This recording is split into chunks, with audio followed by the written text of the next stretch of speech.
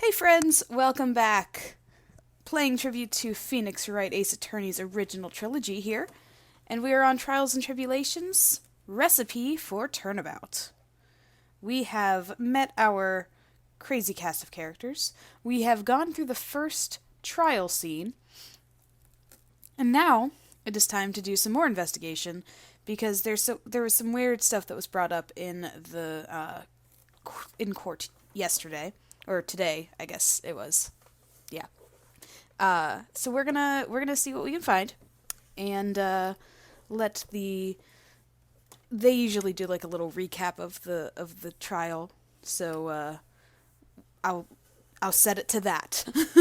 I'll set it to the conversation between Nick and Maya that's about to happen, and also go through the court record, because I always forget to do that at the start of these parts.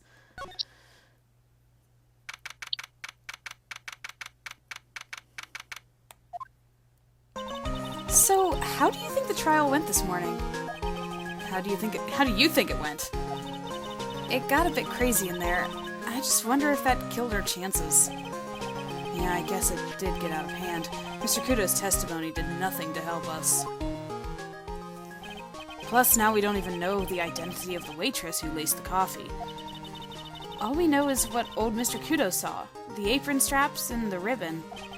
And that the victim was wearing an earpiece when his eardrum was ruptured.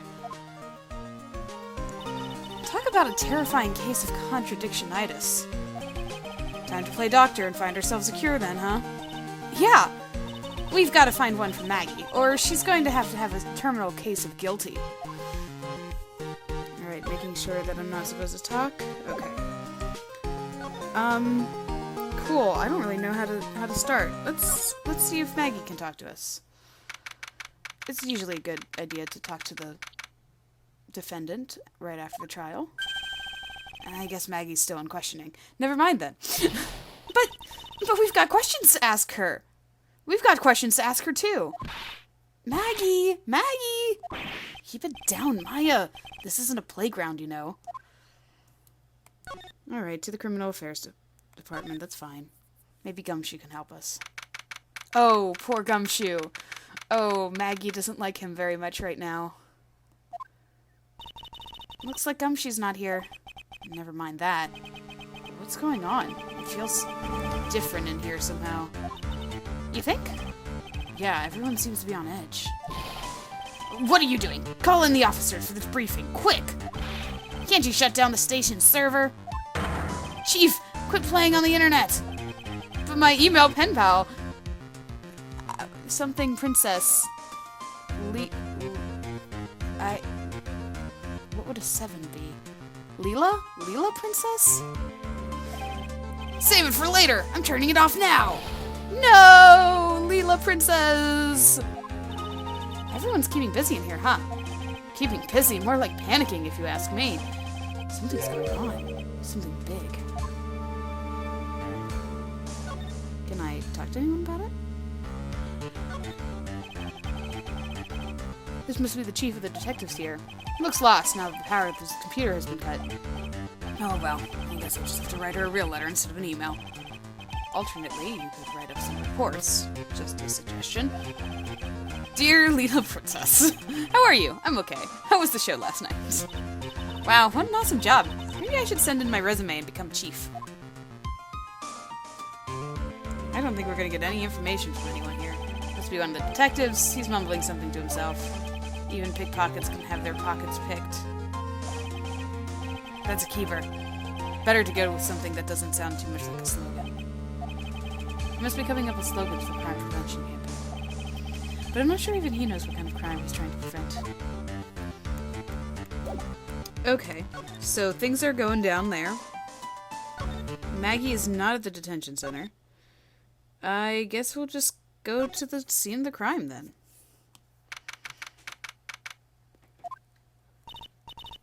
Empty, as usual. Yeah, and it's lunchtime too.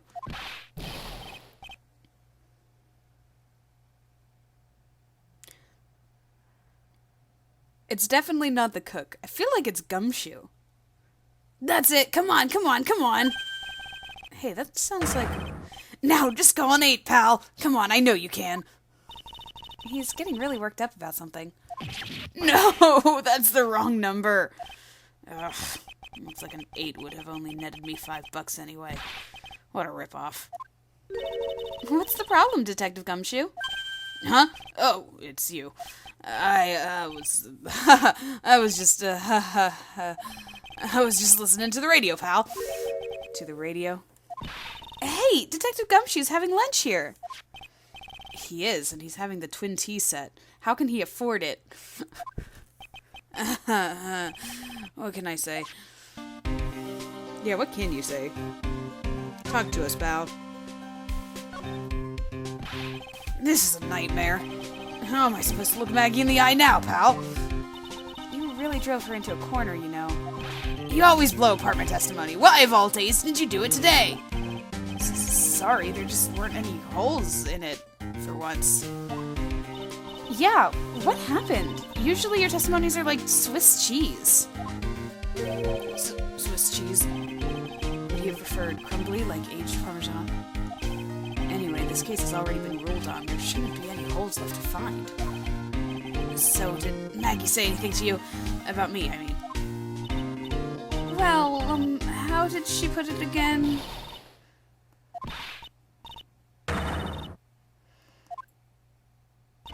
Something like that. Oh, you actually told him, Maya? Oh, that's code. Oh, poor guy. Oh, Gumshoe. Please, Detective Gumshoe, I didn't mean... Why is this happening? I think he's banging his head off the wall. Yep, he's banging his head against the wall. He's banging his head against the wall, Nick! Oh, man. Poor Gumshoe. You alright, buddy? How's your lunch? So, did you like the twin tea set? I never paid that much money for a lunch before. I was so nervous my hands were shaking. So, how did it taste? Well, for $20, I guess, I don't know how to describe it. Really, it was delicate. Delicate? You mean you liked it? It didn't taste bad to you? What's the matter with him? Looks like he's thinking. That's it! I've been trying to think of the right word to describe the taste. I just got it right now. Bad. That's it. It tasted bad. It's kind of hard to admit it to yourself when you pay $20 though, pal. Maybe you should have found out about the price after he had finished eating. Maybe that's why Glenn Elg came here. Maybe he heard about the famous twin tea set. Glenn Elg, the victim, huh? Which reminds me, we still hardly know anything about the guy. Why don't we ask Gumshoe what he knows, seeing as he's here? You're also listening to the radio, though. Hey, what were you all excited about earlier? Huh? That's right, you said you were listening to the radio or something? Oh, that was nothing. I wasn't excited. Come on, Detective Gumshoe, you can't tell little old me. What were you listening to? Nothing, really. It's just the daily exercise show. Oh, come on, are you kidding me right now? Why is there a psyche lock about this? We all know what he was listening to. This lunch special lobster is great. And why are there tears in your eyes? I don't think I actually need too much proof. I think, yeah, okay. Oh, we might as well look through the court record while we're breaking him. Got the sports paper, the magazine clipping, job listings, lunch special, Scooter, Jean's loan contract, Victor's testimony about breaking the vase, Glenn's autopsy report, Tribune floor plans, crime photo, coffee cup, lottery ticket, apron, potassium cyanide, prescription bag,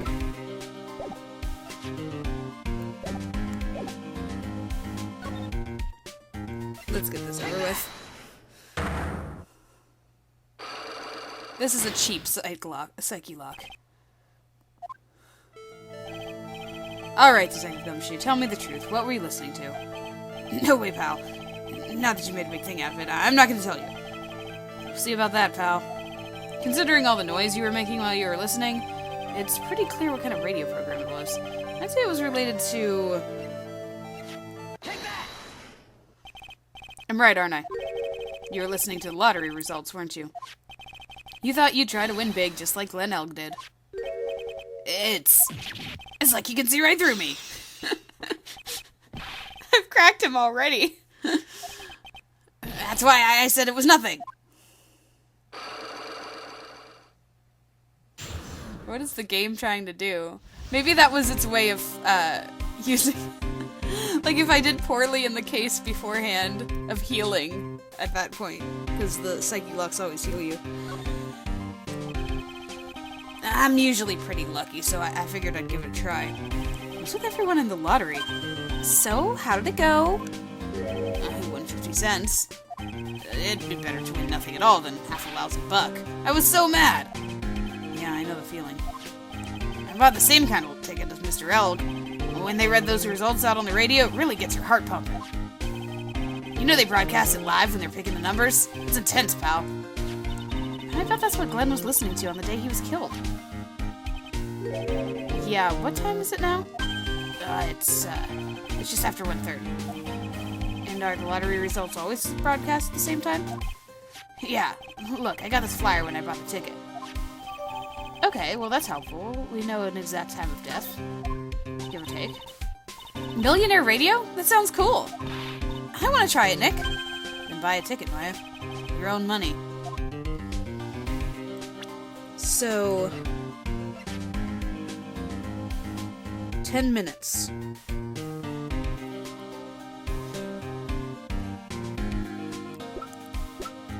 And according to his autopsy reports, time of death was between 1:30 and 2:30. So, probably closer to the 1:30 part. If that was indeed what the motive... Because he was supposed to have heard it, and then, boom, the coffee was poisoned or whatever.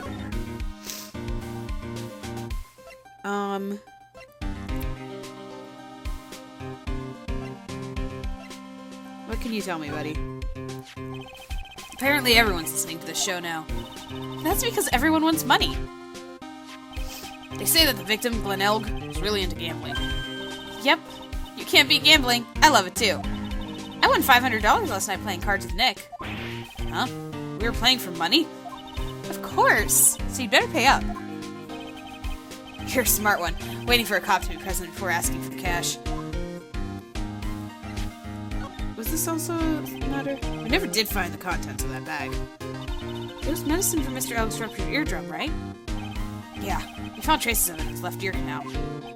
He must have used it while he was at Tribulations. We're sure of that much. Cool, cool. Okay, I've run him dry of all the stuff.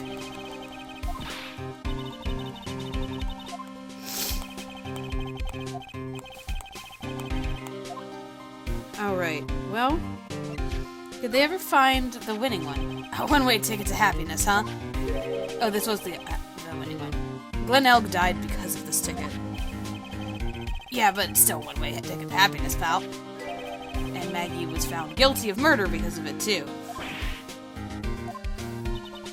Looks like anything about Maggie is an instant conversation stopper. Yeah, he's got a real soft spot for her. It obviously hurts when you hit it.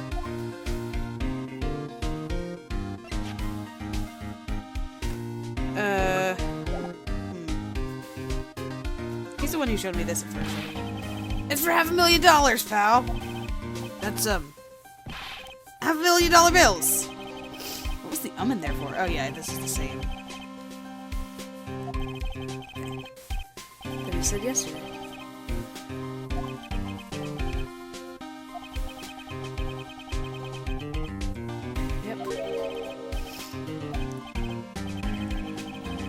Yep, okay. Should I talk about Maggie?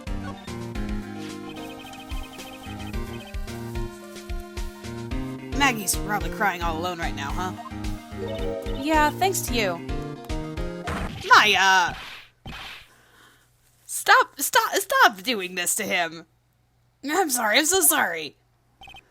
Maya, don't torch poor Gumshoe feelings like they're some sort of cheap creme brulee. You're really crazy about Maggie, aren't you? No. I'm just, it's not, you don't have to hide it, Gumshoe. It's pretty obvious. No psyche lock this time? Yeah, you're way too plain looking for Maggie, right? I'd arrest you right now if you weren't so right. Poor Gumshoe. I love him. I love his little crush on Maggie. It's great. Okay, I don't think he's going to be very helpful. So, moving right along. Kitchen? Maybe Jean is in here? Jean is in here? Huh? Mr. Armstrong's talking to someone. I'll be back next month. Wait, naturalmente. I'll be waiting for you.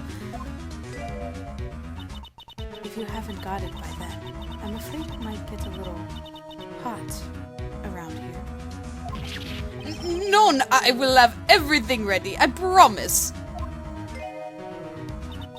I love fire, you know. I love the way it crackles. He.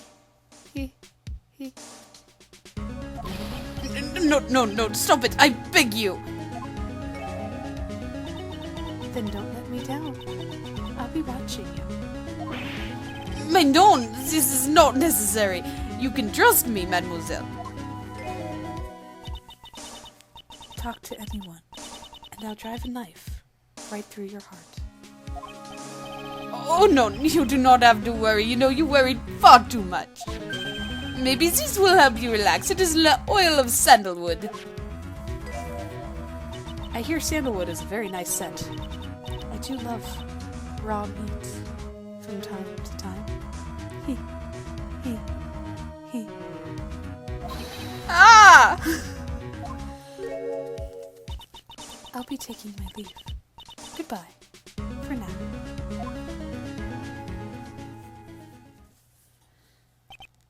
Oh, I have the shivers. I must rub some of my oil all over my body before I become a nervous wreck. There, wait. That feels good. Ugh. Oh la la, excusez-moi, monsieur. My eyes. Your eyes? If you have trouble with your eyes, you need this oil of sandalwood. Isn't this just the leftovers of what you were just using? Oh, there's that cheerful tune again. Alright, what do you have to say? Like that woman just now. I mean, we could talk about that. Or we could talk about the restaurant and how empty it is right now. Let's go out of order. So who was that woman you were just talking to? Oh la la, you saw that? Well, yes, sorry. So who was she? She looked so polite and graceful. Polite? Graceful? And she likes raw meat and fires, right?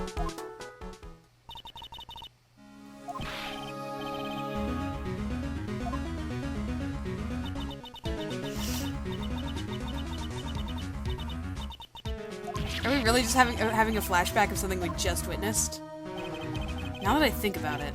Hey Maya, I think it's pretty clear what kind of conversation they were having. You think so? Well then let's show him that piece of evidence and see what happens. Okay, we will. Let's talk about Tribien first. Let's ease him into it. You don't exactly have many customers, do you, Mr. Armstrong? No, you are right, monsieur. But perhaps that is the perfect time for you to visit me, non? Now I can give you my undivided attention and cook for you la dish supreme. Putting on a brave face, huh? That's what girls do, Nick. But you are right. Business is very difficult these days. Perhaps the name is the problem. People do not understand it. They think it is tray. I just wanted people to think that my restaurant was exclusive. But they think you just serve fast food on cheap plastic trays. Nick, that's the kind of thing that can make a girl cry. Have you forgotten that Mr. Armstrong is a man, Maya? But this restaurant is my life. It is everything to me. I will defend it to la finale. No one will take it from me. What a specific, issue that you're having here. You want to talk about your loan contract again? So long as that people exists, I am but a delightful angel with the broken wings. An angel, huh? Doesn't bode well when you think about it. Oui, they keep harassing me month after month. In the end, I had to give in. I agreed to help them. Help them? With what? My bien sûr, if I did not owe them the money, I would have refused. But my hands were tied. Please, what did you agree to help them with? No, I cannot say. If I tell you that woman, she will slice me up. And eat me with a salad garnish. Ugh, I hope it doesn't mean that I'll literally be sliced up and served with garnish. I'm going to guess that that woman has something to do with your loan contract, am I right? Yeah. Please, Mr. Armstrong, tell us about that woman.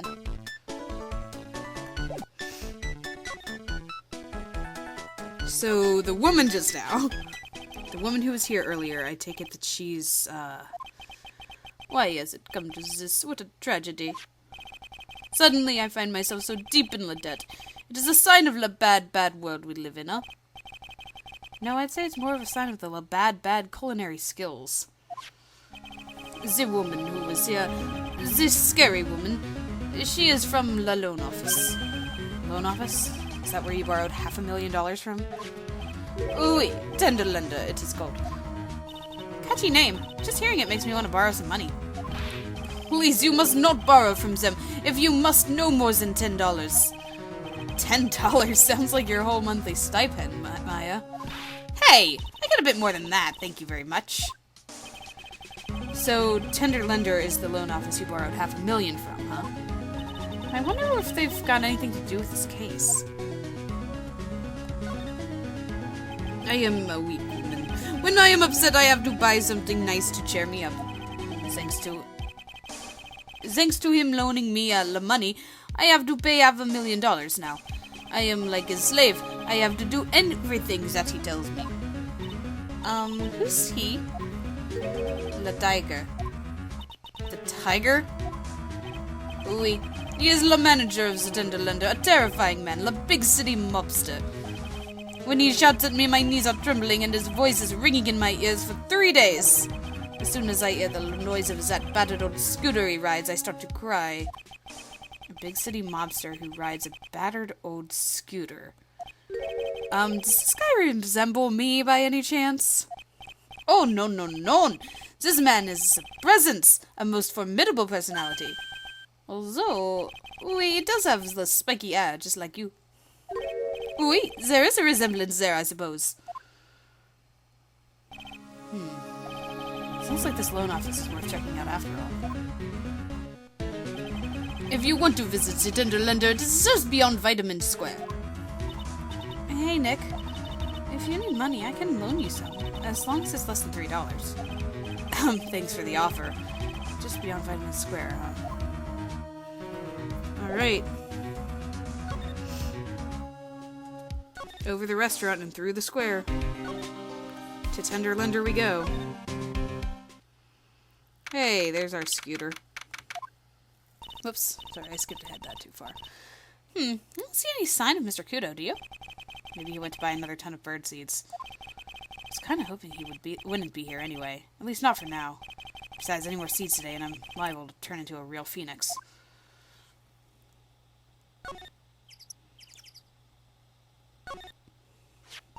Hey, check this out. I wouldn't get too close to that if I were you. Otherwise, you might be in for a shock. My phony must be lurking someplace nearby. Just imagine a tiger loose in the city. Meanwhile, the real phoenix is like an abandoned chick, lost in a fast urban jungle. Huh? Don't worry. Someday, he'll grow up and become a ferocious tiger, too. Don't lose hope. Why is she trying to pep talk me into becoming my phony? To tender lender.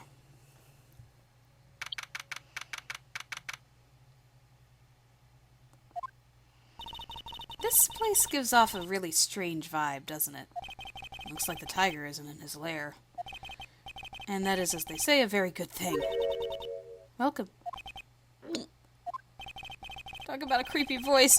Makes your soul want to shrivel up and die. You're here To discuss alone? No, not exactly. The manager is away at the moment. Wait quietly, please. She's gone! Just like that. I guess we'll just have to come back another time. But this is the perfect opportunity, Nick! This place reeks of suspicion. Come on, Nick. Let's take a look around, okay? Do you think it'd be okay? Of course! No one will ever know. Coffee.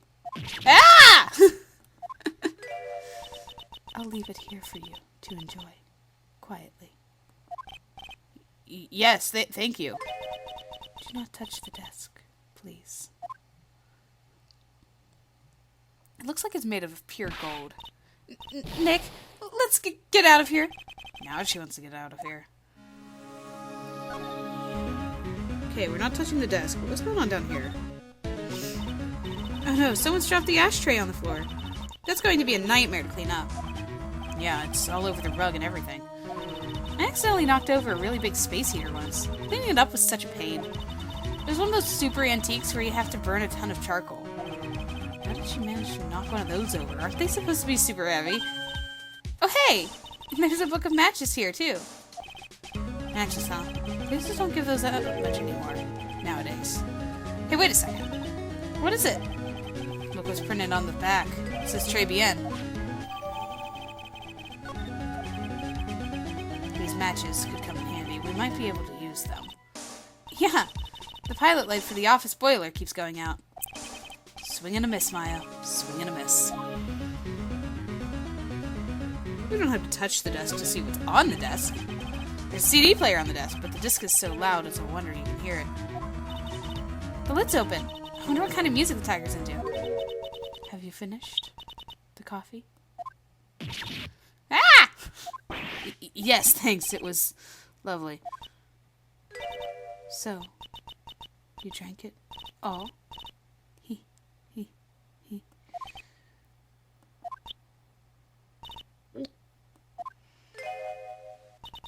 If you touch anything else that doesn't belong to you, there's always another cup.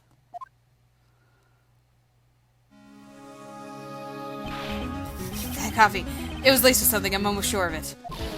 Nick, my stomach! It's killing me! Oh, wait. Maybe it was just the burger I ate for breakfast. I sure hope so. We better take a look at that CD while we're still alive and have the chance. What the? What? It's not the Rocco soundtrack, is it? Claw of the Tiger? It's a demo CD. The artist's name has been handwritten on the disc with a pen. MC Bomber. What? This must be the CD Maggie told us about. Let's listen to it. I bet it's heavy metal. No way, that woman will make us drink more coffee if we do. What am I doing? Snapping a picture of it, or am I actually taking it?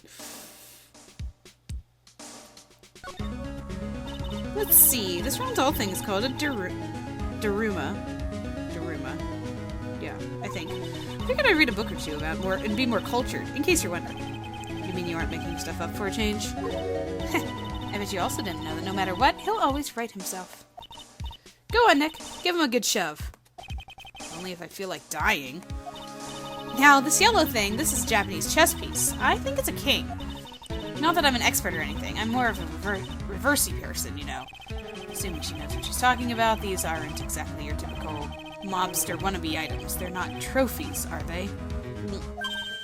Hey, there's a piece of paper sticking out from under here. Yeah, that's what I was looking at. What is it, a repair bill? Looks like he did some repair work on his car. Does he even have one?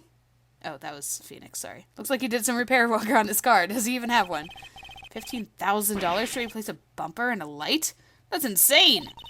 The car's registered to the Cadaverinis? Oh, that sounds like a pleasant name. It's not even the Tiger's car? Why would someone else repair bill be in the Tiger's office? What else can I find? Oh, hey, look, I found my suit. Hey, look at this Parisian-style coat. It's so chic. Looks more like a pimp coat to me. Guess I haven't got an eye for fashion. Hey, look at this. This suit is the same color as the one you wear, Nick. The same color as my suit? Ah! He Keep your voice down, Maya. Nick, you've got to take a look at this. Some cake. Ah! She's not very good at sneaking around. I'll just leave it here for you. Yeah, sure. Thanks. Why does she keep leaving us alone in here if she doesn't want us to look around? Honestly, like, what are we waiting for? Are we waiting for him to come back? Is that what she's implying? Like, we're just sitting here? She is so creepy. Just wait here quietly. Otherwise... Sure. Do you hear that, Nick? Wait quietly, she said. Yeah, sure. I have my eye on you. Only so I can take care of you. Understand? Right, yeah. I'm scared, Nick. So, what were you getting so excited about before? Look on the lapel of the suit. That's an attorney's badge. Is the tiger a lawyer? Oh wait, look at this badge made out of paper. Cardboard, specifically. For some reason your badge suddenly looks really cheap to me, Nick. Why doesn't anyone recognize an obviously fake badge when they see one?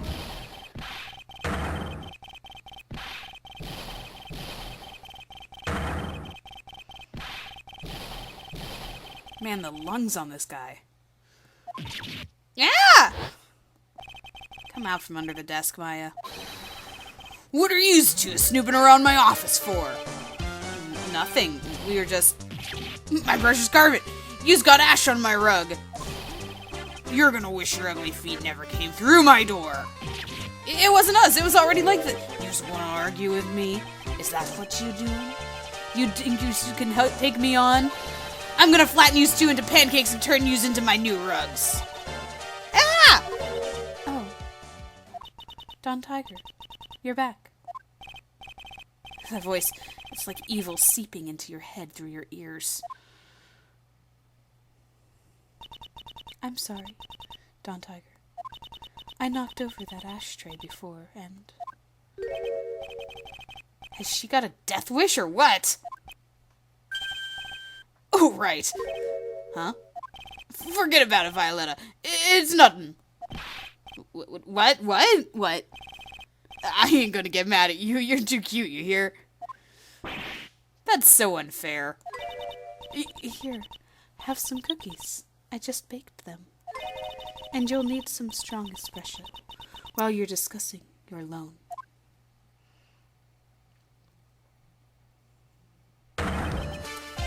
Phoenix, right? Yes? You's either crazy or just plain stupid to chase after me. I worked so hard, but now you's gonna come and mess up my plan. So it was him. He's my phony. Heh, but I don't care. No one gets in my way. What? I mean, excuse me? You should have left a little girl at home, right? I have a few things I want to ask. Ah! No questions. This is the last time we meet.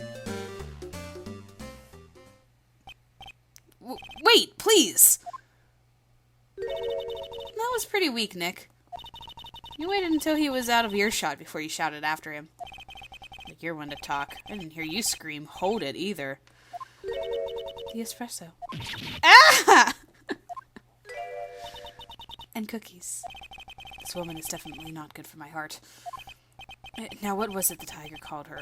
Violetta? Ooh, I'm gonna actually be able to talk to her. Let's talk. So, I'm kind of curious about your company, Tender Lender. With the warm and friendly atmosphere you'd expect from a family-sized business. A conscientious rate of interest, and an attractive repayment policy. Why do I get the feeling this sentence is not going to end well? We will tenderly lend you that little bit extra here at Tender Lender. Hey, Nick. Things are a bit tight for writing code at the moment, aren't they? I mean, there's that $500 you owe me from our card game for starters. Why don't you take out a loan? Would I like to take out a loan from a place like this? Not so much. Tender Lender is on your side. So, let's say I'm late with my repayment. What happens then? We'd give you more coffee. Strong coffee. Right, I think I'd rather skip town.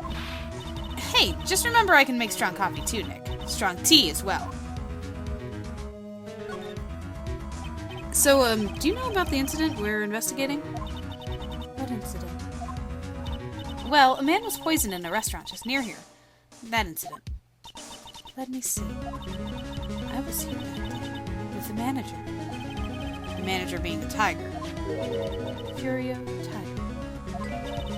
Furio Tiger? So that's where the tiger thing comes from. Zinniop's got a real name, Nick! Hurry up and find out more about him!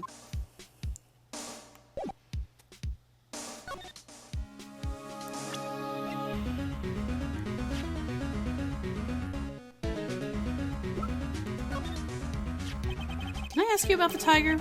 I mean, Mr. Tiger. Cookie? Sure. How do you like my cookies? I baked them myself. Go ahead, Nick. The honor's all yours. No, ladies first, Maya. No matter how I look at this, I just don't get it. What are the tiger and the scary girl doing working together? We are lovers. It's not exactly coming across in your tone of voice. And I owe Don Tiger my life. He's the one who saved me. The tiger saved you? Please, address him properly, Miss Don Tiger. Otherwise, I'll have to. Okay, Don Tiger, of course, I'm sorry. Don't give me any coffee. Saved her life. I'd sure like to know how that happened.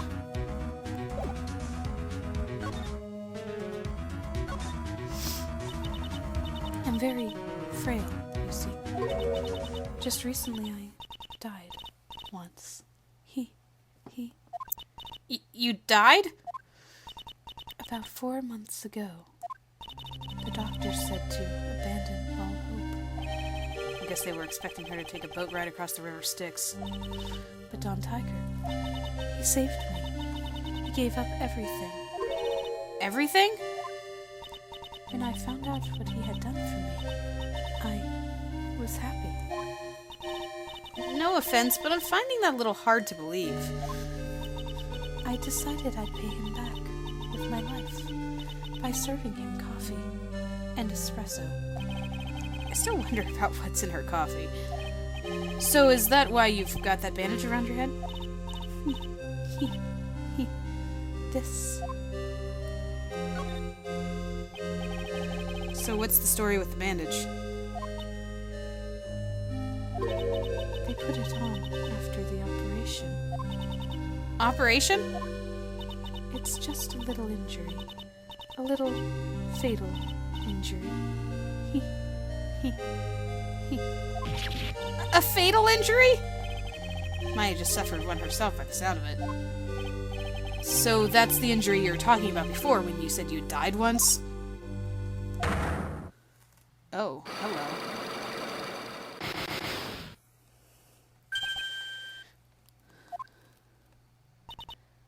She really creeps me out, Nick. Same here, but we've got to find out the truth. Alright. Well, we've got nothing right now. So let's do some investigating. There he is! Old Steedy's back and feeding the pigeons again. There, take this! And this! You can get out of my park!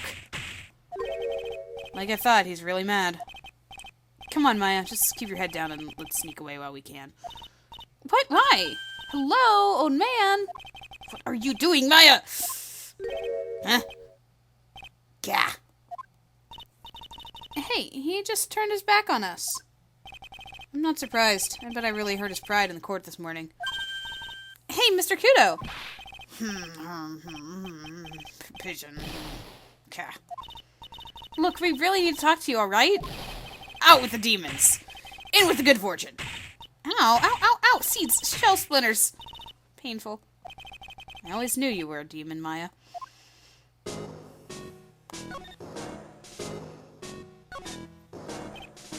I'm sorry about what happened in court earlier today. Ah! Everyone be talking about me behind my back now. Dirty old man who is so busy looking at the serving girl's backside that he can't even remember her face. A filthy, depraved animal. Not at all.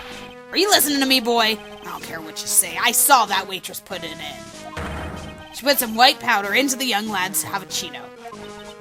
We hear you. And another thing. The young layabout was wearing an earpiece on the same side as the lens of his broken spectacles. I'm really sorry. So I made a little mistake about the vase. So what? I know what I saw. I tell ya! Okay, take it easy, please, Mr. Kudo. Don't tell me to take it easy, you spiky-haired brat. Take this! You said you were a craftsman, right? The modern world casts honest craftsmen like me aside in droves. Surely it's not that. I come from a long line of craftsmen, right back to the time of the shoguns. Do you hear me? I didn't become an embroiderer. I was born one. Actually, I'm kind of in the same situation myself. I wanted to stick my fingers up that dribbling old judge's nose and scream right down his ear hole. Objection! So what did you want to become? Did you want to become a lawyer when you were young? I don't think that's quite it. I think he's just in a bad mood, that's all. I've got a tsunami of frustration inside and it's ready to burst out. If we let him start rambling now, we might never shut him up. What should I do? Oh, suck it up. We might get some information. Guess I better just let him talk. So there's not much call for craftsmen these days, huh? Of course not, you idiot! All I'm good for nowadays is running errands. Errands? Everyone takes advantage of the elderly. Buy some bread, Gramps. Take the dog for a walk, Granddad. Feed the pigeons, old man.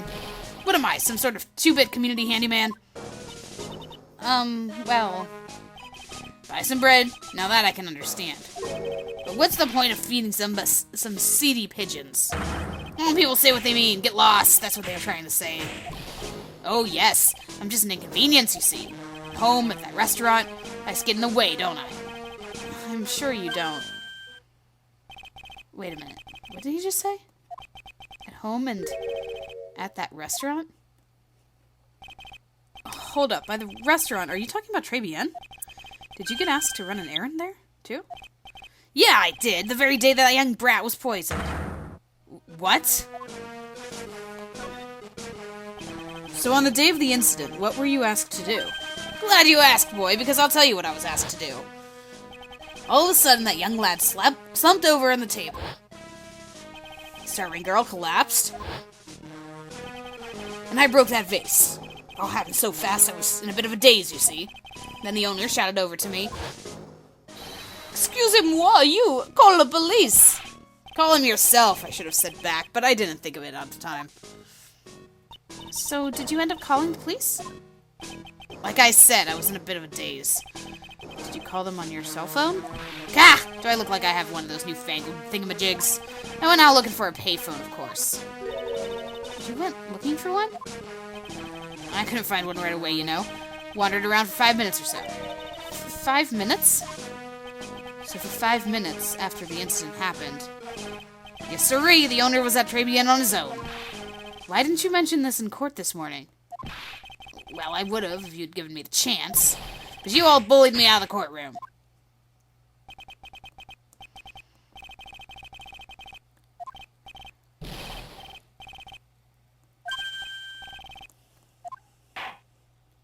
Yeah, it wasn't a great scene for him.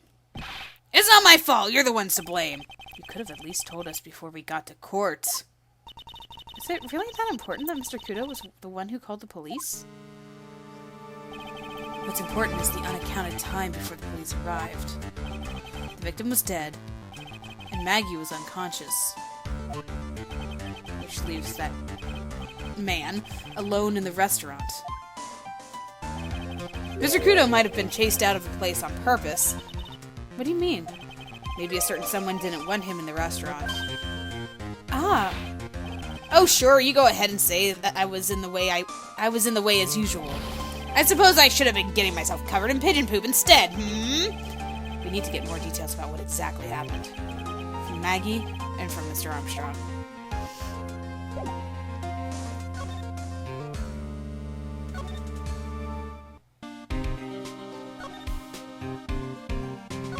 Is he still in here?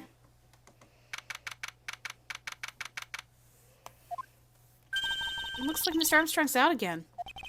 But the place is open for business. You can't have an open restaurant without a chef. Hey, it's not my fault, Nick. Don't take it out on me. Only a couple of minutes after the incident happened, Mr. Kudo left the scene, leaving Mr. Armstrong here alone. Ugh. Missing when we need to talk to him the most. Maybe he's trying to avoid us on purpose.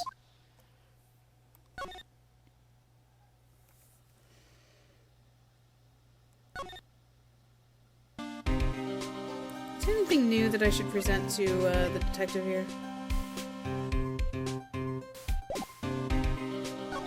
Maybe MC Bomber or my fake badge.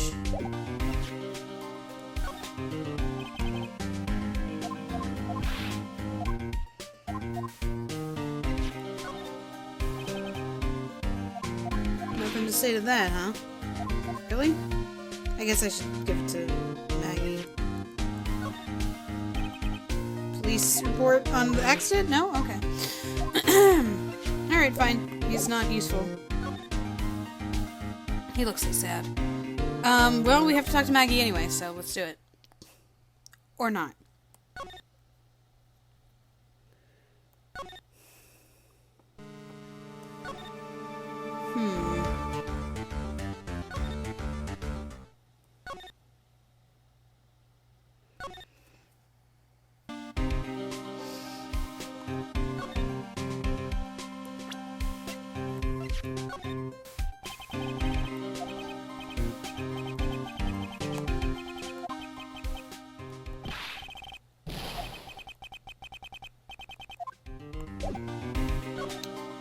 Not helpful.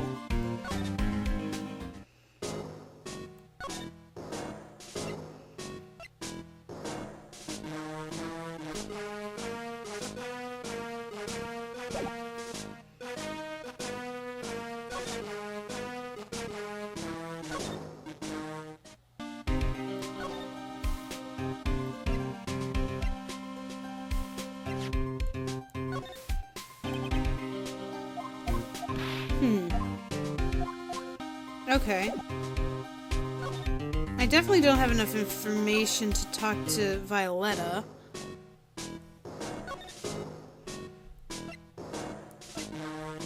What about the scooter? Do you know anything about the scooter? Because it's right behind you? No?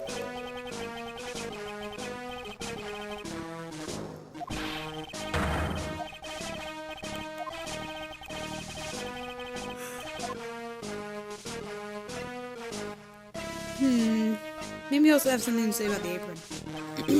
Nope. Oh, what about his testimony? That's not it. This one. Nope, he does not care. Alright.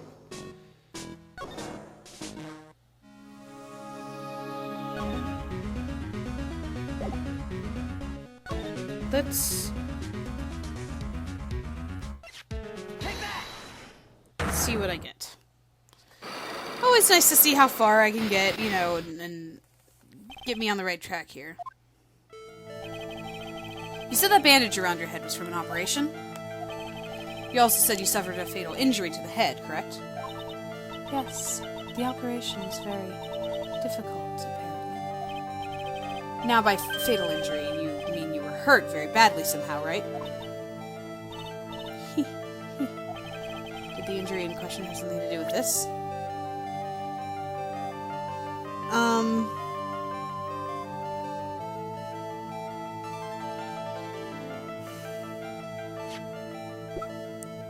So, again, I come to the point where I know what the injury is from.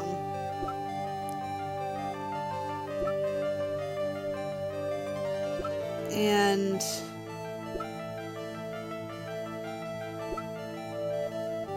Phoenix does not, though. She hasn't heard anything about it.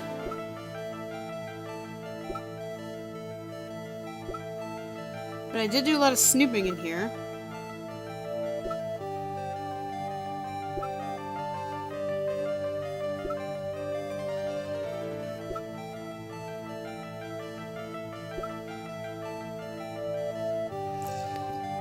if...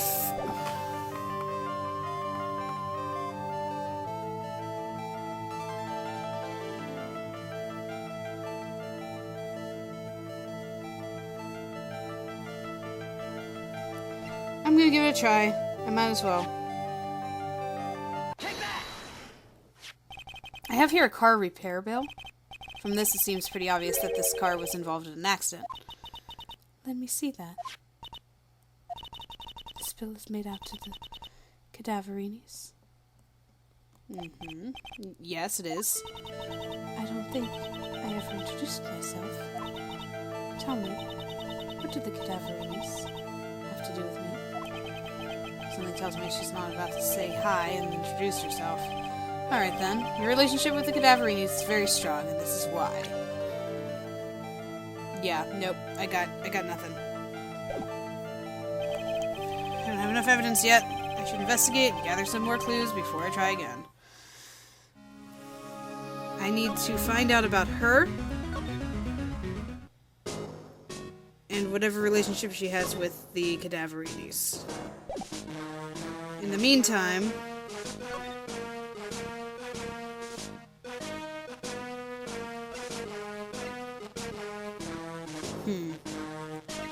Does he know about the CD? No.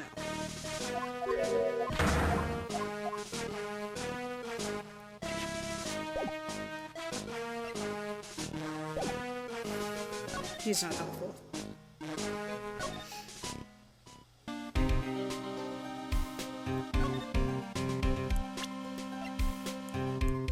Do you know this person?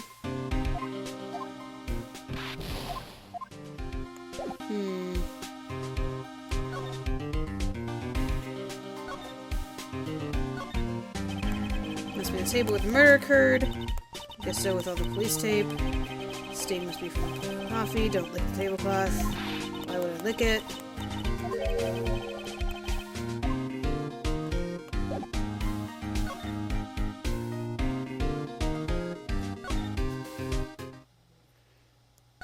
Is there anything new and interesting in here?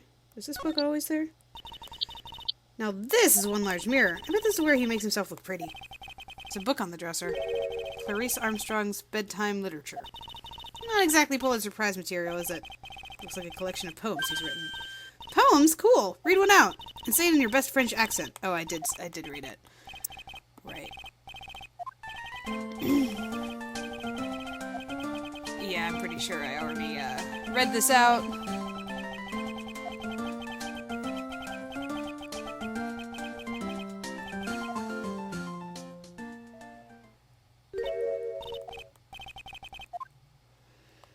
What about this? We saw that weird thing here, right? Treasure chest of oils, and there was one that didn't belong because it looked different or whatever.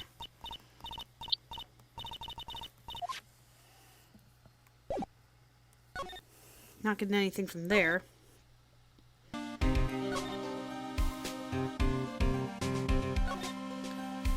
You sure I can't talk to Maggie?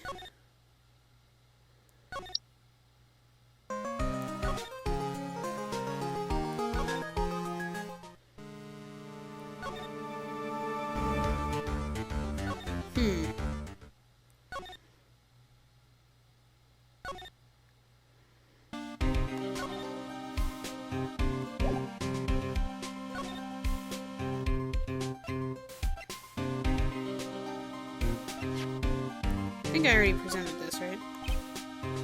Yeah, he's got nothing to say.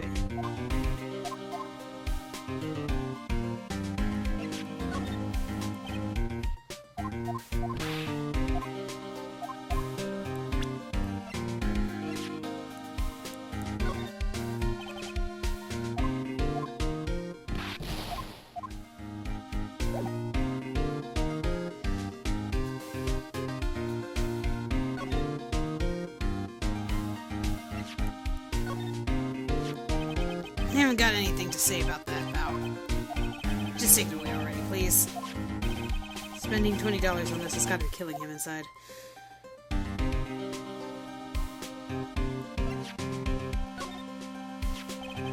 This is a sports paper. The victim wrote something in, right? What is it? know I've heard that name somewhere before. Oh, so he won't respond to the MC Bomber CD, but he'll respond to the sports paper? An old piece of evidence? Come on, game. Come on. Give me some multiple options here. MC Bomber. Yeah, I heard it real recently, too. Well, he actually seems to be thinking for once. Ah, it's no good. I can't remember. And he goes back to being the gumshoe we all know and love. Yeah, no, that was the same response he had earlier. But he won't respond to this. Prescription bag. Never did find the contents. Help me out here, pal. He's the only one who has 3 options.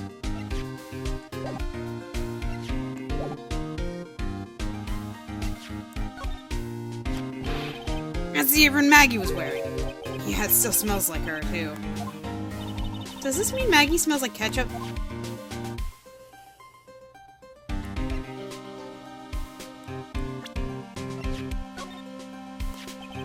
You know, in all my years, I've never seen a witness who was that confused before. Yeah, you look pretty confused by his testimony.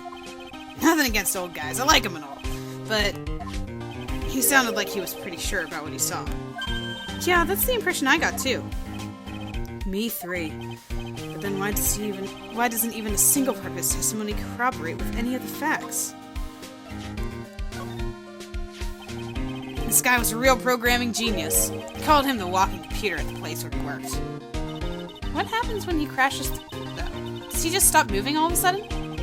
He wasn't actually a computer, Maya. Anyway, there's nothing between Maggie and the victim. Yeah, that's what we found out yesterday, too. Hey, Detective Gumshoe, don't you have any information that's a bit more fun? Fun? Oh, I know. So, have you paid a visit to where Elg worked yet? There it is. You might as well. His workplace? Where's that? A computer firm called Blue Screens, Incorporated. Or something like that. Sounds like a real stable company. This could be fun, Nick. Let's go. Computers aren't really my thing, Maya. We'll be fine. I know all about that high-tech stuff. I wonder about that. It's just around the corner from this joint. You should take a look. Computer firm called Blue Screens Incorporated, huh? Well, I'm gonna head back to the precinct now. Got a big meeting starting in a bit. About Maggie's case, you mean? No, that's pretty much wrapped up now. There's another big case going down at the moment, so she's been pushed aside. Okay, well, see you later then. Bye. Alright, so we've opened up another pathway. Oh.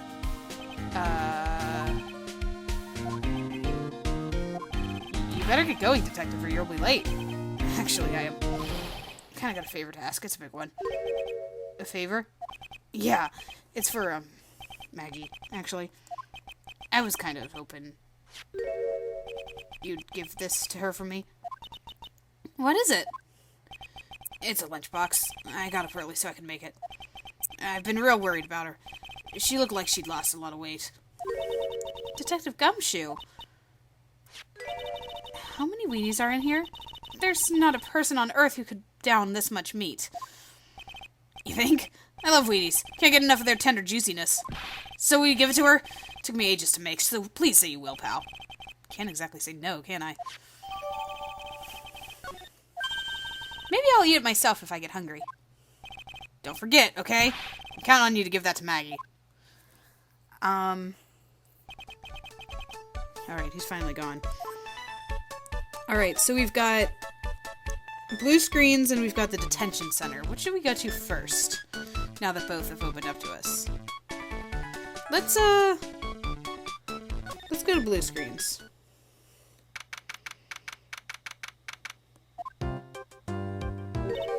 Wow, this place is so high-tech. You can almost smell the electricity in the air. It's a computer firm, Maya. They can't work without electricity, you know. Who are you? Hello. I'm sorry. Access is restricted to authorized personnel only. This is a computer programming laboratory. There are far too many trade secrets that can be leaked. Wow, what secrets? Everything you see here is classified. No information can leave this building. Understood. Who is is this woman? She's like a robot from some kind of whacked educational show. My name is Lisa Basil. Because everybody who works at this company has palindrome names. I'm the company director. Director? She's human? She seems more like a ghost in a shell. And that thing over her eye, isn't that the same device as Glenn Elk's? That's a DMH, right? Nice try, but it's the other way around, Maya. It's an HMD. All of my programmers here at Blue Screens Inc. are supplied with HMDs. Then do you write programs too? No, I just enjoy wearing this. They are pretty cool. I wouldn't mind one.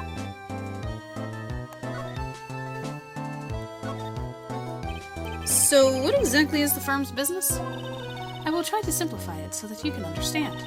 We analyze the data management systems required by certain branches of industry and deliver optimum operating system and source level components. Huh? You lost me on the corner of analyze and management. It doesn't matter. They analyze stuff. You got that much right. The software we produce is distributed on CDs. CDs? Yes, compact disc, digital optical storage media. Of course, CDs are used for software as well as music.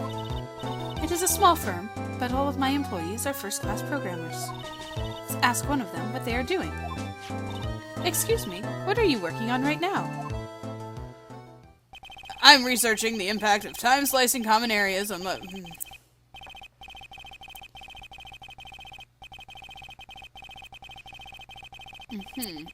Yeah, okay. Well, you get the idea. This is the sort of thing we are involved in. Did you good people follow all of that? Yeah? Your blank smile just said otherwise, Maya. You know about what happened, right, Miss Basil? You mean about Glenn being poisoned? Yes, I know. It's terrible. Can you tell us anything that might be helpful? I don't think so. A police officer was here earlier, too. But I couldn't tell him anything either, because the waitress who committed the crime has nothing to do with Blue Screens Incorporated. Oh. How about Mr. Elm's desk? Have you cleared it out already? No, not yet. It is this one, right in front of you. If there is anything that might be useful to you, you are welcome to take it. I guess there might be a clue here somewhere. Let's examine and then we'll show her stuff. What in the world? Wow, look at this mess! Looks like they're all betting tickets. What kind of betting tickets? For betting on which horse will win a given race. They're horse racing tickets. Oh wow, the stores are stuffed full of these.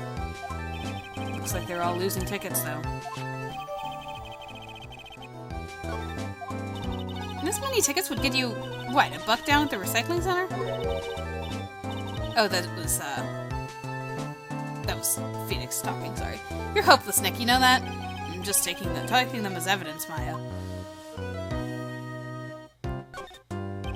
He's really pounding that keyboard, isn't he? Wow, I bet that's where the pro and programmer comes from, huh? I guess I shouldn't be resting on my laurels. Gotta expand my skill set and all that. Yeah, that's a good idea. Maybe I could become old CD's apprentice. What about your spirit medium training? Whoa, look at this desk, Nick! What a mess. Looks pretty average to me. You can't get any work done with everything all over the place like this. You think? Real whiz kids can work under any condition, you know. She's trying to hint that I should tidy my desk more. I'll clean up my desk when Maya stops asking silly questions. No hurry, then. Hey, this calendar. What about it? If this is another hint about tidying, you can forget it. Someone's marked December 3rd in red pen. December 3rd? That's the day Mr. Elg was murdered. Is there anything else? Yeah, it says meet with the tiger. The tiger? And the dots have been connected.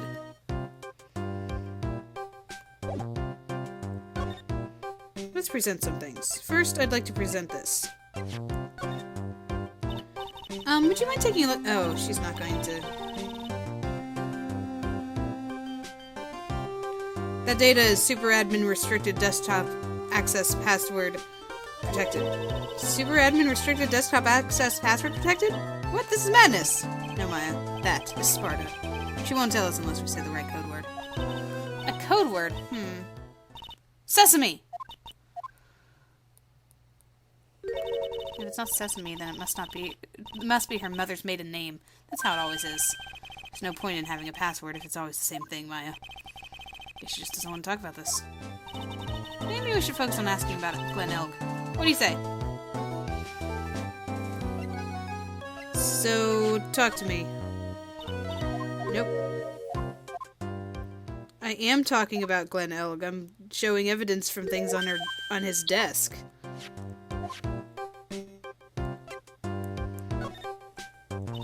Okay. She is not taking any of this.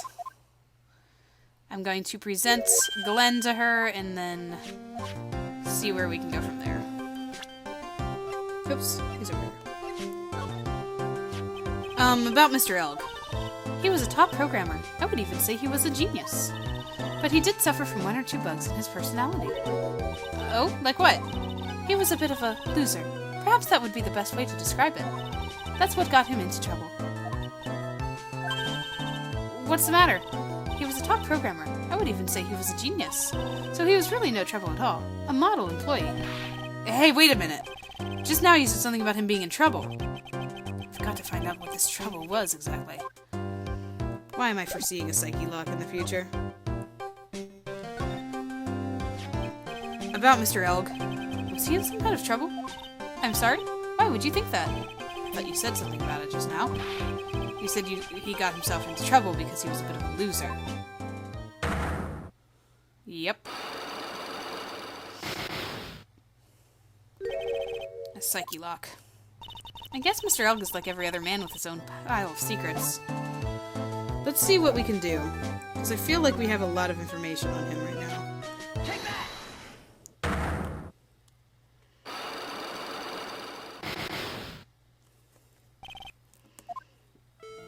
So how about you tell me what kind of trouble Mr. Elg was in? I'm sorry, sir, but we don't deal with troubleshooting here. Perhaps you'd like to speak to someone in customer service. What's she talking about? I guess I better just take a shot and see where it gets me. Ms. Basil, let me ask you something. Did Mr. Elg's troubles have something to do with this?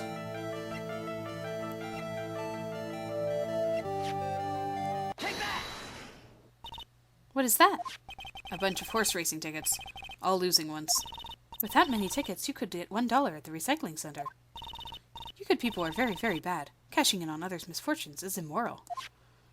Why did I get a whiff of hypocrisy just now?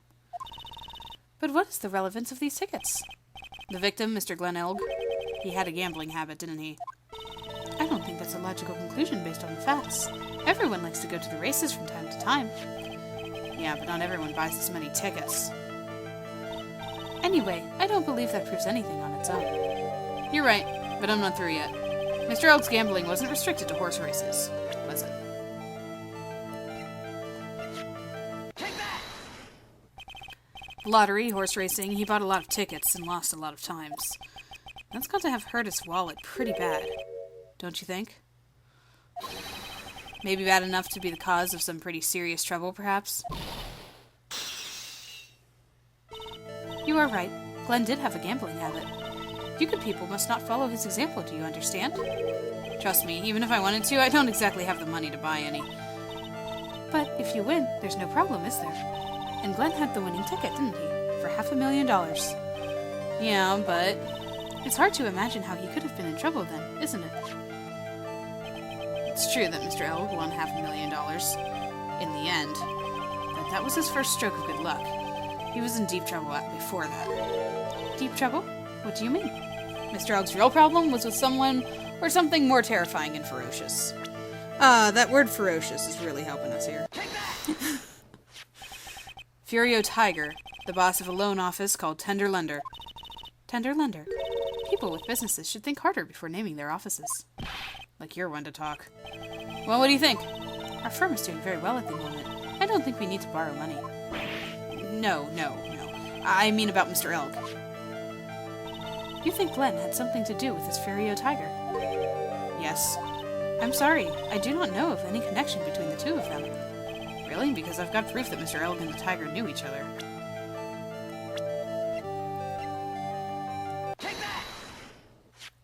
Furio Tiger, aka the Tiger, is the boss of a loan office called the Tender Lender.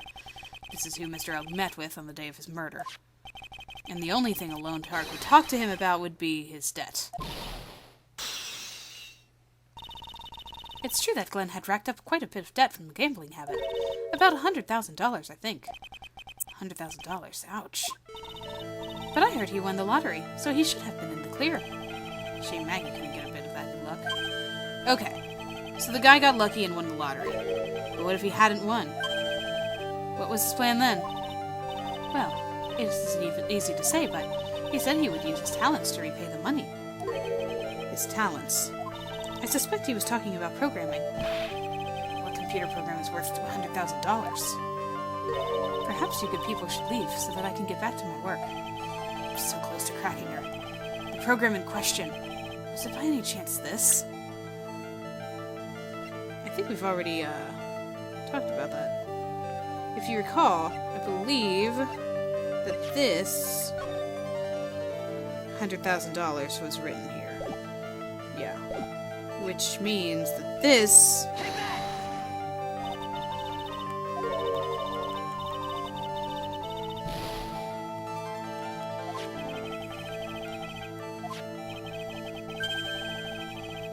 I did!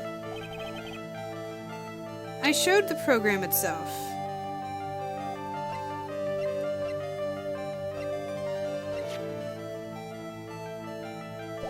Okay, I think what's happening here is that I have it, and I know it, but I need to find out what it is. Like, I know that MC Bomber is his program, because that's the thing that Maggie saw, but I don't know what that program is yet, so I'm gonna go to the places to find out where it is, or what it is. So detention center first, talk to Maggie. And we'll get there. Oh, Mr. Wright! Hello, Maggie. So they finished questioning you? Wasn't it just unbelievable in court today, sir? I'm going to stay up all night and blog about everything that happened. Weren't you scared? It was pretty touch and go in there. Yeah, but you totally nailed that old man. Well, he was all over the place with his testimony. He's not the only one. Huh? What do you mean? And everyone else's testimonies don't match up either. Not with what I remember of the incident, anyway. Is it possible she's the one misremembering things?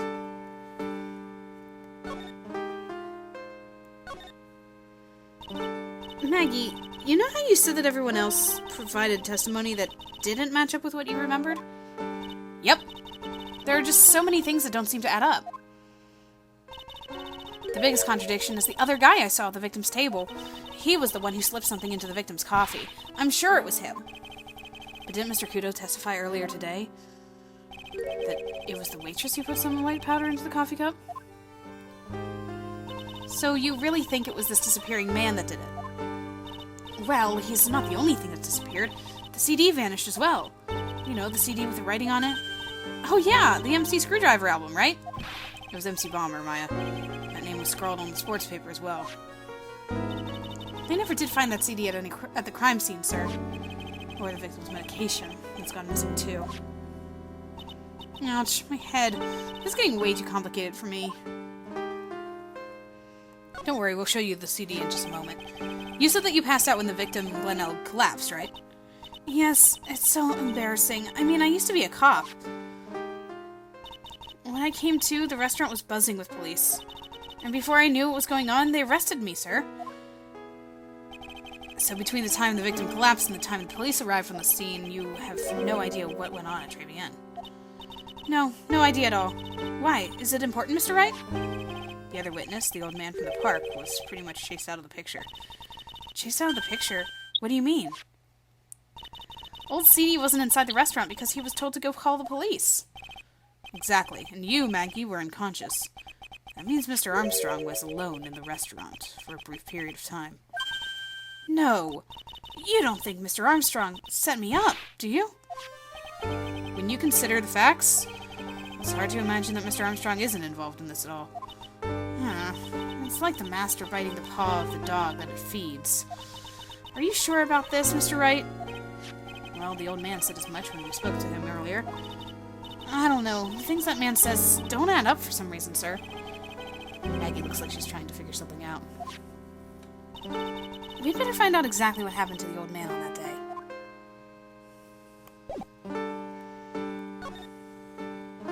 Alright, a couple things for you, Maggie. First, we found the CD. But clearly you don't care.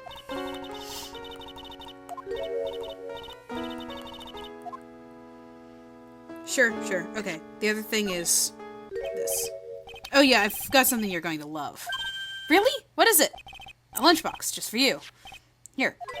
Wow! A lunchbox! Weenies, too! I can't believe it. Thank you, sir. Did you make this just for me, Mr. Wright?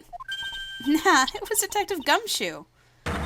Who else would make such a nice lunchbox for you? Detective Gumshoe? He's really worried about you. Looks like you put a lot of effort into making this, too. I can't accept it. Detention center rules. No gifts allowed, sir. Hey, come on, Maggie. Don't be like that. The rules are the rules. They'll lock you up if you break them. Somehow, when an ex-top-turned waitress says that, it seems a whole lot scarier. And anyway, I hate weenies. Oh, really? It's all yours, Maya. You can enjoy it with Mr. Wright. But... She's right. It's better than letting it go to waste. But... I guess so.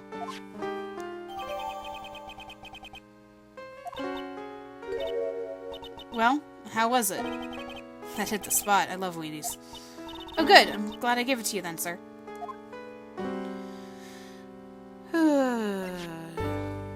Well...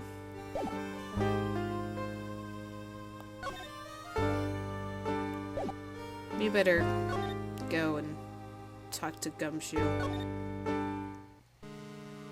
Or not. I guess we're gonna talk to the old man then.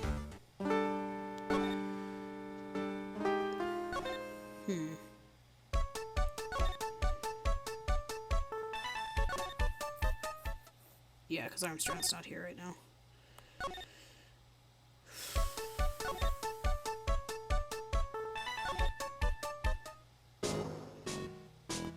Can I talk to him? What do I even have left to ask him? Besides the fact that he was there after she had passed out.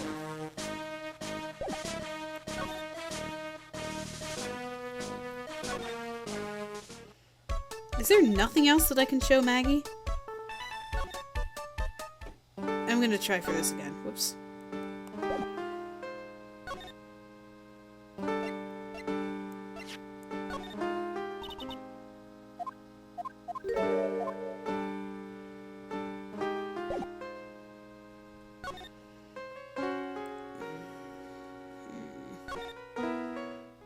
And Gumshoe isn't there. Okay, if I go back to blue screen.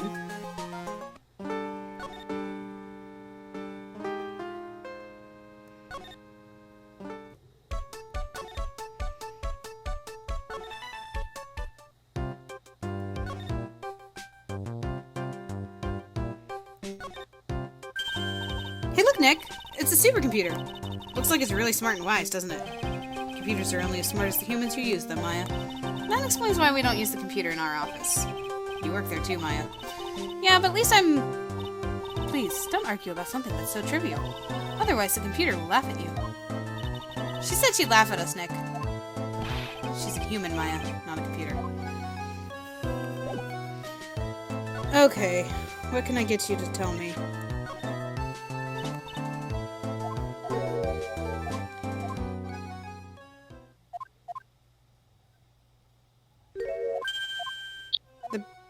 Pauses between things. Okay.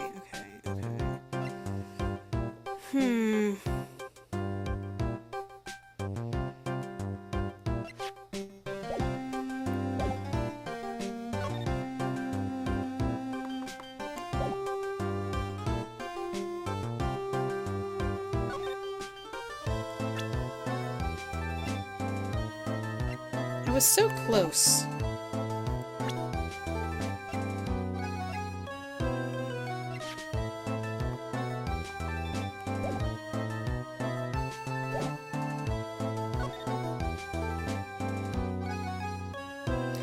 Alright, I'm gonna cut out for a second. I'm gonna try to go back through her psyche lock. If it works, I'll cut back in.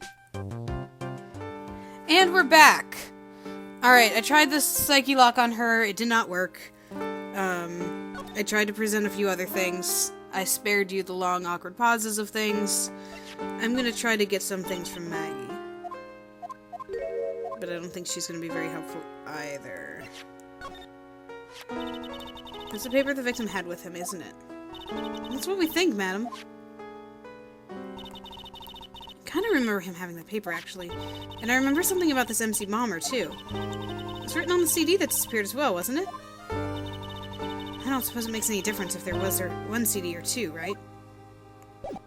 One CD or two?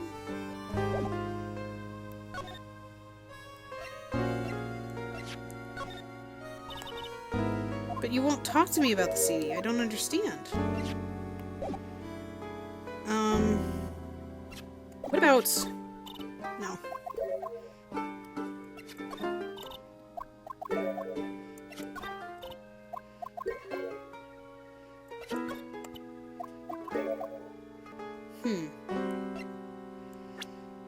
Maybe you have something to say about Victor.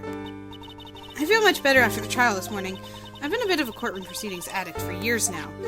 It feels like forever since I saw a witness as slippery as that old man. He's not really that bad of an old man, though. Still, I feel a bit uneasy. Huh? I thought you just said you felt much better. Maggie, if there's something on your mind, you've got to tell us. Especially if it has anything to do with Mr. Kudo or his testimony. Roger, I'll spill it and see what you make of it. Okay, that's helpful. Is there anything about Mr. Kudo's testimony that stood out to you? Actually, yes. The fact that he was even testifying to begin with doesn't quite what? Well, when I took the coffee over to the victim's table, it's true there was another customer in the restaurant, but yeah, we know that already. It was Victor Kudo. But I can't really say it was an old man. Okay, then how about calling him a really old middle-aged man? No, age isn't the issue. The other customer was a woman. A woman? Are you sure, Maggie? Well, I'm not 100% sure, but I think so. So what did this woman look like? She was sort of creepy, and she had a kind of cackling laugh. Creepy? Cackling? Why do I get the feeling I've come across a woman like that recently?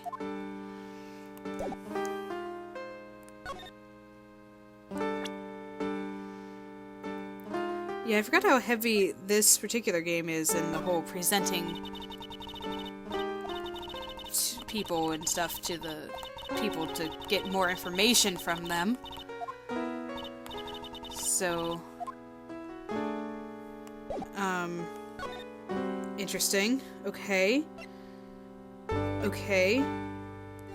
The other person I was going to present was Jean. Mr. Armstrong was very good to me after I was fired from the force. I can't believe someone as nice as him could have anything to do with this. Well, the time between the victim being poisoned and the police being called, the only person who was on the scene and had a chance to do anything was Mr. Armstrong. There's no one else there. Or was there a creepy girl there? Mr. Armstrong, he wouldn't set me up, would he?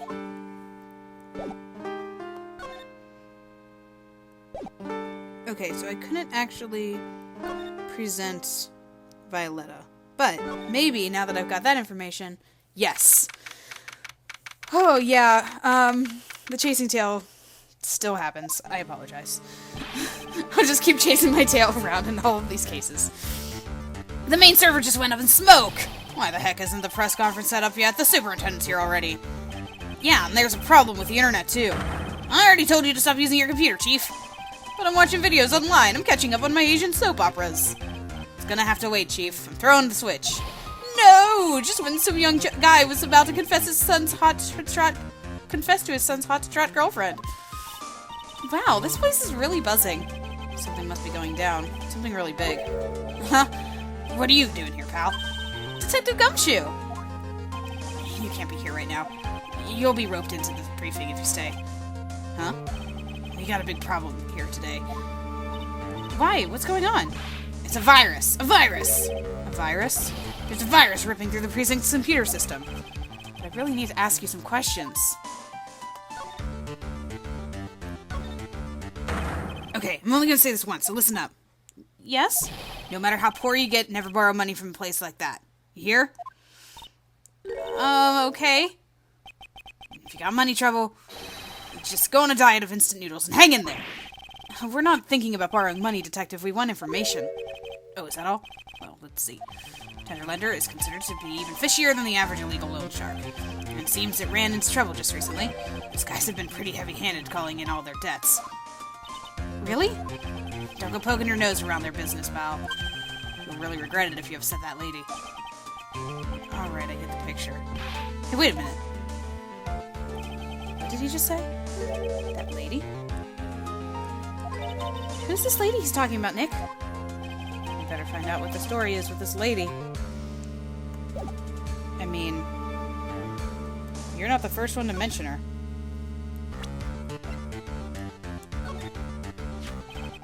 That's the girl who works over at the Tender Lender. You want to stay away from her, okay? I mean it. She does look kind of unforgiving, doesn't she? That should be the least of your worries, pal. What's that supposed to mean? What could be worse?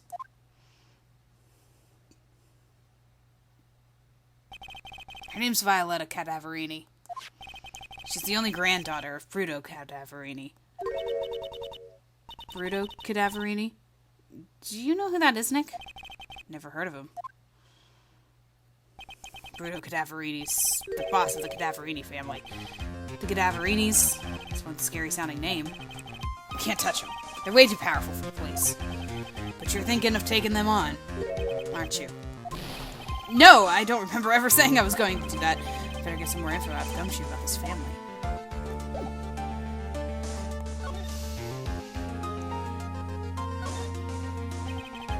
I'm not sure if I really want to get involved in this, but who are the Cadaverinis? Who are they? Scary bunch of people, that's who. You're a cop and you're scared? What's that about? Trust me, it doesn't matter if you're a kid or a cop, these guys are scary. They've got some serious clout in the criminal underworld. You can't touch them. They've got too much moolah. Moolah? As in, they pretty much control all the cash in the city's black market. Black market, huh? And that includes Tender Lender, I take it. Sure. No one stands up to Bruto Cadaverini, and I mean no one. Interesting. So, Viola's the granddaughter of some mafia boss, then? Yeah, and everyone knows how much Bruto loves his little girl. She means everything to him. So, how did she end up with Tender Lender? I don't know, pal. But I heard she and the boss of Tender Lender are pretty tight. Tight? That's what it said in a file I read related to Maggie's case. Sounds like a pretty important clue. So, what exactly is a computer virus, Detective Gumshoe? I don't know. What? Look, I just go with the flow, alright, pal? Here, I thought detectives were supposed to be somewhat knowledgeable. What's with a face, pal? You think you know what a virus is? Well, Nick, do you? Computer virus? Sure. I mean, only in simple terms, of course. Really? Wow, you know everything, Professor Nick. Yeah, I'm gonna call you Dr. Wright from now on. Hey, that sounds pretty cool. Don't you agree, Dr. Wright? Why do I get the feeling they're making fun of me? Okay, fine. I'm no expert, but I can at least explain the basics to the two of you. A virus is a program that gets inside a computer and causes damage. Damage? You mean it makes the machine go boom and explode? No, the damage is, well, it's all internal. So the inside goes boom, right? Imagine all the case data you've ever got stored on your PCs here in the station. A virus could wipe out all of that. That's the kind of damage I'm talking about. Whoa, that's scary. Yeah, and what's even more scary is that viruses are infectious. Infectious? Those computers are connected together on a network, right? A virus can move from one machine to another over the network. So the virus just keeps spreading faster and faster. Just like a real virus, huh? But Nick, why would anyone want to make a program like that? Yeah, it takes ages to type in all that data. Why would you want to destroy it, pal? No, people don't infect their own machines. They send the virus to someone else's. What? That's horrible. Oh, I get it. It's like you sneezing on Godot, so he catches a cold. Right, then he wouldn't be able to turn up in court because he'd be too sick. You really shouldn't do stuff like that, Nick. It's wrong. Who? What? Where? What? When and why did this conversation jump to talking about me? Anyway, that's what a computer virus is. A bad program that causes damage. All the different viruses have names, right? I kind of feel like I've heard the name of the virus we caught somewhere before. The name of the virus, huh? I feel like I've heard of it before, too. Shall we close this out?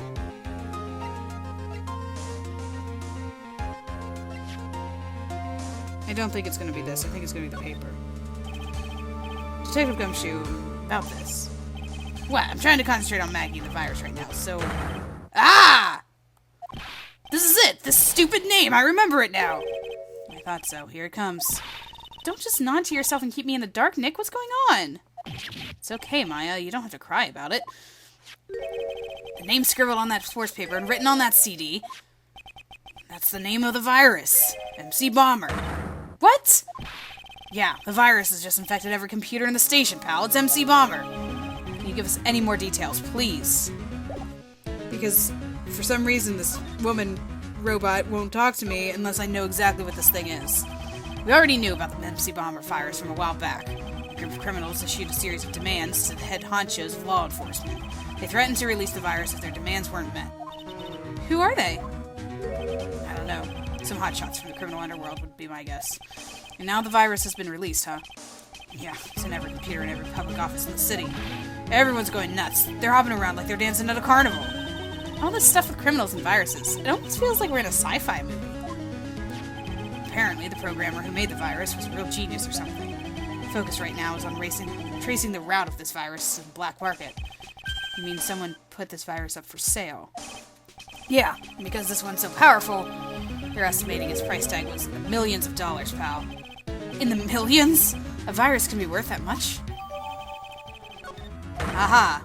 Updated. There it is. Ah, I can't believe it. I almost forgot the most important thing.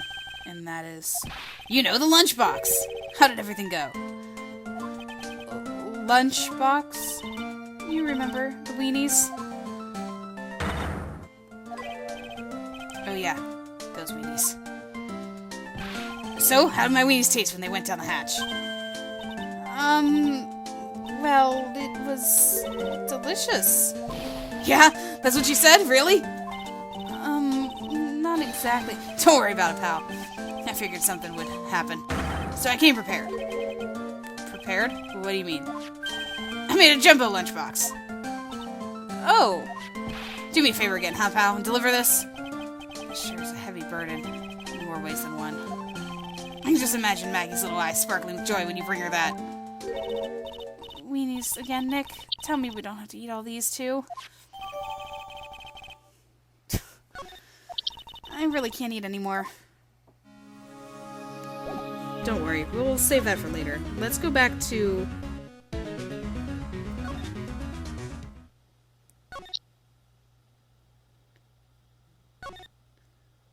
blue screens. Hello. Hi, I know what this is now. We'll make this fast. Yeah, note that my health is down a little bit because I did in fact try this again. I was just a little bit ahead of the game there.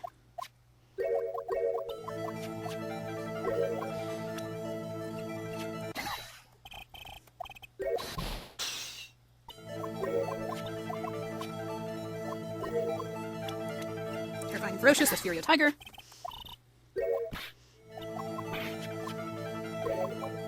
They knew each other, that's...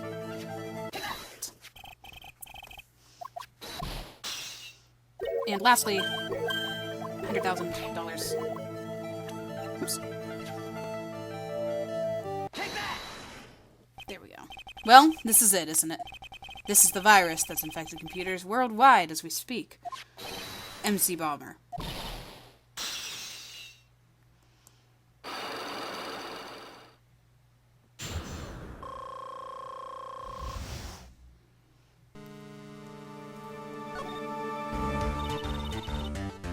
Glenn's head had more processing power than any computer, but it had been infected with the gambling virus. Glenn was in too deep. You mean he was in debt? Yes, $100,000 in debt. Not an easy amount to repay. So, he said that he was taking on some extra work, something a bit risky. Risky, how? Maybe he was going to become a waitress at Tribulations.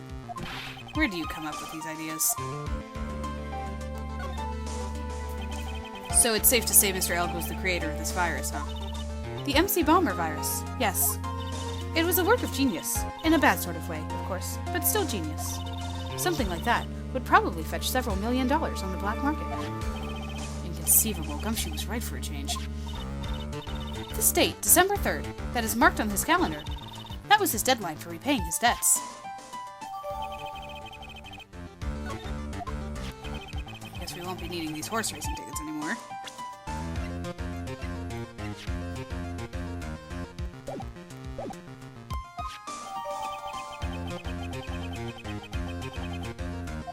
Use a trash can, Nick. Alright. Now.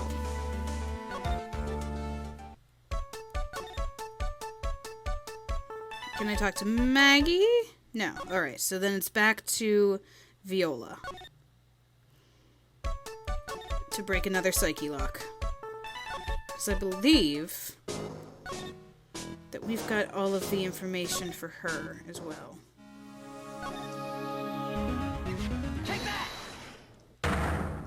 Or at least we know her relationship to the Cadaverinis.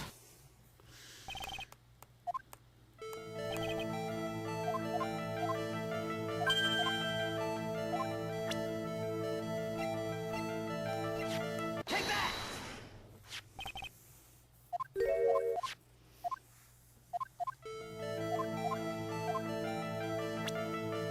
Relationship with the Cadaverinis is very strong because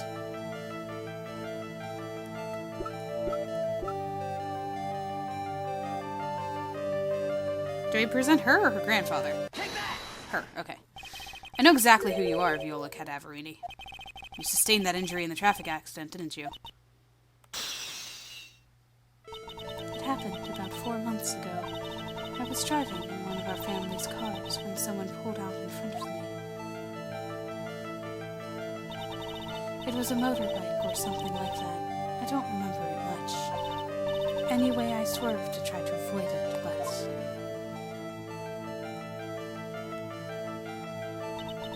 I took a blow to the head. A bad one. Yeah, I can imagine. So, what happened to the person on the bike? I'm guessing they didn't get away with injuring the Viola Cadaverini, right? I don't know what happened to them. They ran away, or so I heard. Ran away? If they'd stayed, I'd have... Is it possible? Could the person who committed the hit and run have been... Take that! I mean, we saw him in the picture. It was this man, wasn't it? He was the cause of your accident? It wasn't Don Tiger. I refuse to believe it. Well, your psyche lock doesn't. We collided, the motorbike and my car. But Don Tiger isn't injured at all, is he? It was the Tiger who caused Viola to crash, I can feel it. Plus one of her locks just broke, so she must suspect it was him too. I'm sorry, Miss Cadaverini, but I have proof that the Tiger was involved in a traffic accident on his bike. Take that!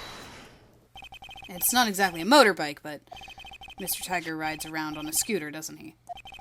And you'll notice that the front wheel guard is badly damaged. Miss Cadaverini, you know the truth, don't you?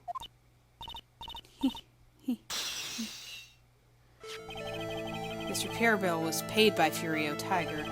The Cadaverinis have known for ages who caused the accident, haven't they? It's possible, perhaps. Somewhere inside me I know that may be true. I know it. But Don Tiger still saved my life. The operation was very complicated. It was very, very expensive. How much are we talking?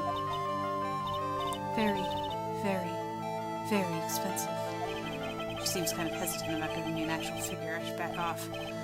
Well, anyway, it was the tiger who paid for it, right? After I recovered, Don Tiger told me. He said he paid for the operation because he cared about me. I believe him. Really? Do you honestly believe that to be true? Do you want to know what I think? I think the reason he paid for the operation wasn't because of you, but someone else. Take that! Perhaps I shouldn't be saying this, but your grandfather, Brito Cadaverini, controls a lot of dubious cash, right? And you are his beloved pride and joy. Sure, I don't know exactly how much the operation cost, but if you weren't the granddaughter of Mr. Cadaverini, do you think Mr. Tiger would have paid the money? $1 million.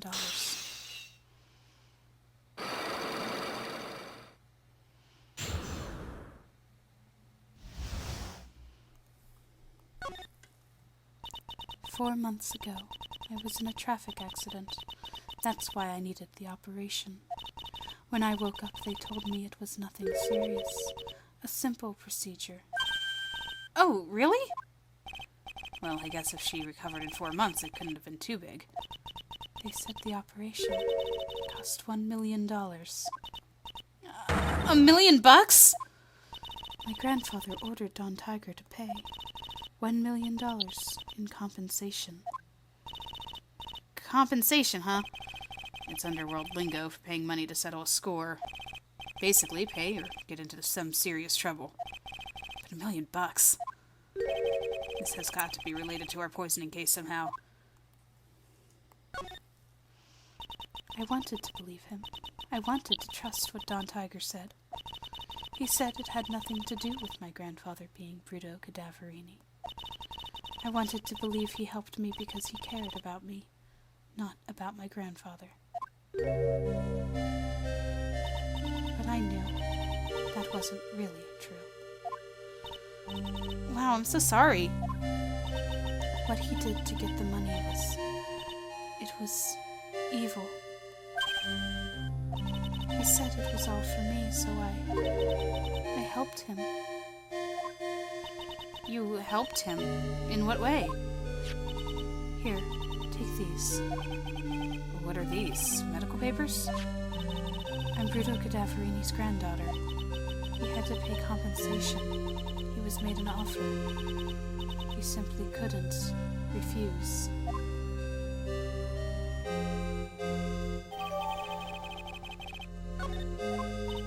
Wow, I feel so bad for Viola. It's inexcusable. Huh? There are two things that I consider inexcusable. Poisoning and betrayal. Only a coward would hurt people using either of these tactics. Is everything alright, Nick?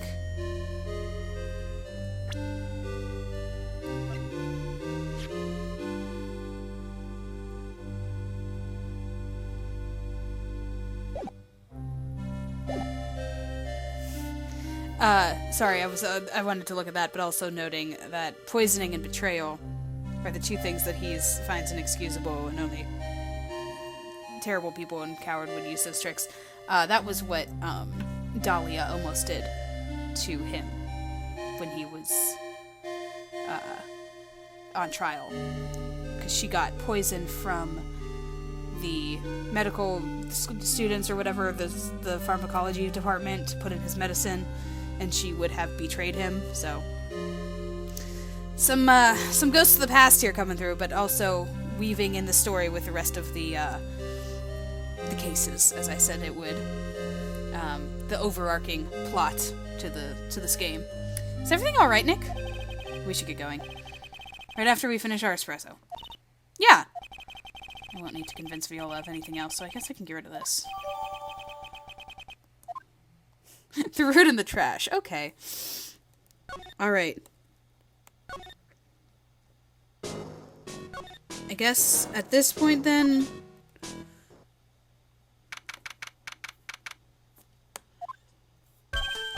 Oh, bonjour! I have been waiting for you to return. Mr. Armstrong! Ah, good timing. I was hoping to find you here. We'd like to ask you a few questions. Well, he hasn't got anything to say to you fellas. Oh, hey. It's Zinniop! Who are you calling Zinniop? Ah! Come out from under the table already, Maya. Okay, hand it over. What? You just want to play games with me? I don't recommend that. Medical papers, now. I think he wants Viola Cadaverini's papers back. You mean this? The $1 million medical papers? Miss Cadaverini trusted you. That's why she said that she helped you. Forget about it. That girl's dumber than an eggplant. You just want to know what's sad? I'll tell you what's sad. And it ain't only her face. She thinks she's got power because she's Bruto's little girl. Now that's sad. I can't let you have these papers. Tomorrow in court, I'm going to expose what you did to get the $1 million you used to pay this off. Are you crazy or something? I don't care if you want to give it to me or not. There's 2 of us in here. You got that? 2. Oui. Mr. Armstrong. Forgive me, désolé. I cannot argue with him.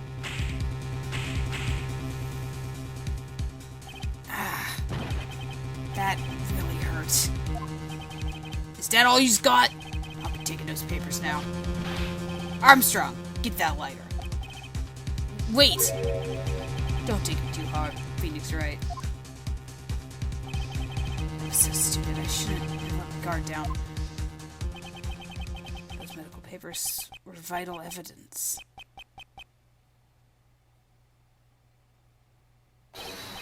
Hold it, pal! Detective Gumshoe to the rescue! Detective! Detective? You think you're gonna stop me, Copper? Beat it! Ah! Whoa! Come on, Gumshoe. Keep it together. You guys, get out of here. Leave this guy to me. But, go, pal, and take this. If you get hurt, who'd look after Maggie, huh? Alright, thanks, Gumshoe. Wait, Nick, don't leave me behind. I'll get even with that guy tomorrow, in court. Tenderlander is going down. I still have the lunchbox for Maggie. Oh well. Yeah, so overarching story happening, all that stuff. But in the meantime, a case to solve. I think we might be aware of our big bad very soon, or very early into our proceedings here. So, in court tomorrow, we shall face off against Furio Tiger and find out what really happened that day for the murder. So, I'll talk to you guys then.